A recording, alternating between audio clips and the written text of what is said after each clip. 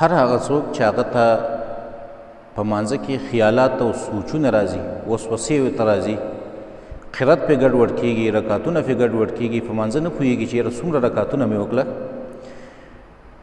د داسې انسان دپاره رسول الله صلی الله علیه وسلم موږ ته یو بهترینه طریقه ښودلې ده. ځکه دا شکایت یو صحابي ته هم راغلی و، عثمان ابن ابي العاص رضی الله تعالی عنه یو صحابي دی د رسول الله صلی الله علیه وسلم. دا رالی د رسول الله صلی الله علیه وسلم خواله و یا رسول الله، ای د الله پیغمبره، ان الشیطان قد حال بیني وبین صلاتي وقراءتي یلبسها علیه. و یا رسول الله، شیطان زما او زما د مانځه او زما د قرات په منځ کې حایل واقع کیږي، مونځ را باندې ګډوډ کوي، قرات را باندې ګډوډ کوي، اشتباه را باندې راولي، وسوسې او خیالات او سوچونه او فکرونه راته راته په مانځه کې. نو فقال رسول الله صلی الله علیه وسلم، رسول الله صلی الله علیه وسلم دې صحابي ته وفرمایل وی ذاک شیطان، دا شیطان دی، شیطان یقال له خنزب، او دې شیطان ته خنزب ویلی شي. نو رسول الله صلی الله علیه وسلم دې صحابي ته طریقه وښودله د خلاصي.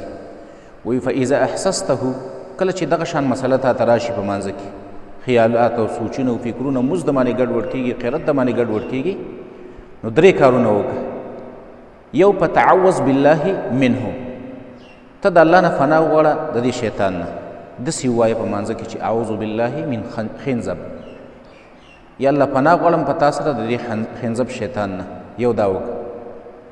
دویم، رسول الله صلی الله علیه وسلم ورته دا وښود چې وثل علی یسارک ثلاثا، داسې چپ طرف ته مخ واړوه معمولي شان په دې مانځه کې، او درې ځل داسې وکړه چې داسې تف تف وکړه درې ځل، بیخي لاړې مه ګزاره، خاصې هغه شکل جوړ کړه د لاړو ګزارلو. دا صحابي فرمایي ففعلت ذلك، وی دا کار ما وکړو، دغه طریقه مې وکړله، دا درې طریقې مې وکړلې. اول اعوذ بالله من خنزب، دا مې وویله. دویم، د چپ طرف ته به مې داسې مخ واړو، او دریم درې ځلې مې تخ تخ وکړو، دا کار مې وکړو. نو په اذهبه الله عني، الله رب العالمین دا مشکل زمانه ختم کو، شیطان زمانه ختم شو، هغه وسوسې او خیالات. هر هغه څوک چې هغه په مانځه کې دا خیالات، سوچونه او فکرونه ورته راځي، بس همدغه طریقه دی کوي، په مانځه کې ولاړ دی، سوچونه وسوسې ورته شروع شولې، خیالات او فکرونه، دنیاوي سوچونه ورته رال، مونځ پې ګډوډ کېږي، قرت پې ګډوډ کېږي. نو لږ داسې اول یې ووایي چې اعوذ بالله من خنزب، دویم دې داسې چپ طرف ته معمولي مخ واړئ، او دریم درې ځل دې داسې تف تف وکړي، الله رب العالمین به د ده دا مشکل ختم کړي، او د ده دا مسله به الله رب العالمین د همیشه دپاره ختمه کړي، څنګه چې د دې صحابي دا ختمه کړه.